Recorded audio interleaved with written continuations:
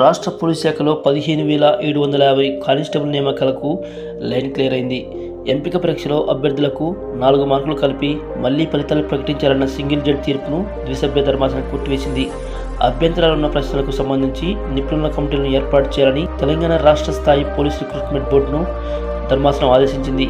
ఆ కమిటీల నివేదికల అనుగుణంగా చర్యలు తీసుకోవాలని, వెంటనే నియామక ప్రక్రియ ప్రారంభించి 4 వారాల్లో పూర్తి చేయాలని స్పష్టతనిచ్చింది. రాష్ట్రంలో కానిస్టేబుల్ పోస్టుల భర్తీ కోసం 2022 ఆగస్టు 30న తుది రాత పరీక్ష జరిగింది. అందులో దాదాపు 23 ప్రశ్నలపై అభ్యంతరాలు తెలుపుతూ హైకోర్టులో పలు పిటిషన్లు దాఖలయ్యాయి. పోలీసు రిక్రూట్మెంట్ బోర్డుకు ఇచ్చినా ఎలాంటి స్పందన లేకపోవడంతో కోర్టును ఆశ్రయించినట్టు అభ్యర్థులు పేర్కొన్నారు.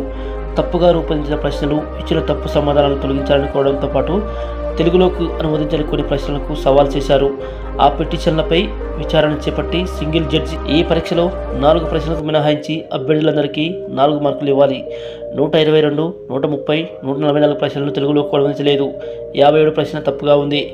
వాటిని ప్రశ్నాపత్రం నుంచి తొలగించాలి. ఈ మార్పులతో పేపర్ను మళ్లీ మూల్యాంకనం చేసి ఫలితాలను ప్రకటించాలని, తదుపరి నియామక ప్రక్రియ కొనసాగించాలని ఆమె తీర్పిచ్చారు. ఈ తీర్పును సవాల్ చేస్తూ రాష్ట్ర ప్రభుత్వం హైకోర్టులో అప్పీల్ చేసింది. సింగిల్ జడ్జి అన్ని అంశాలను పరిశీలించలేదని ఆ తీర్పును కొట్టివేయాలని కోరింది. రాష్ట్ర ప్రభుత్వ అప్పీల్పై జస్టిస్ అభినందన్ కుమార్ శావలి, జస్టిస్ నామవర ప్రాయేశ్వరరావుల ధర్మాసనం విచారణ జరిపి తాజాగా తీర్పు వెలువరించింది. సింగిల్ జడ్జి ఇచ్చిన తీర్పును పక్కన పెడుతున్నట్టు పేర్కొంది. రిక్రూట్మెంట్ బోర్డులో నిర్వహించే నియామక పరీక్షల్లో తలెత్తే సమస్యల్లో న్యాయస్థానాలు జోక్యం చేసుకుని ప్రశ్నలు తొలగించడం సరికాదని స్పష్టం చేసింది. ఇలాంటి పనులను నిపుణుల కమిటీలే చేయాలంటూ సుప్రీంకోర్టు గతంలో ఇచ్చిన తీర్పును ఈ సందర్భంగా ప్రస్తావించింది. ప్రశ్నల తప్పిదాలపై ఉస్మానియా యూనివర్సిటీ ఆధ్వర్యంలో స్వతంత్ర కమిటీలను ఏర్పాటు చేయాలని సూచించింది.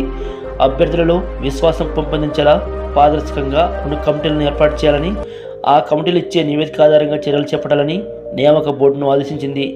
ఒక కమిటీలో ఉన్న సభ్యులు మరో కమిటీలో ఉండకూడదని స్పష్టం చేసింది. 4 వారాల్లోగా నియామక ప్రక్రియను పూర్తి చేయాలని పేర్కొంది. రిక్రూట్మెంట్ బోర్డు కానిస్టేబుల్ పరీక్షలకు సంబంధించి గత ఏడాది అక్టోబర్ 4వ తేదీన ఫలితాలు ప్రకటించింది.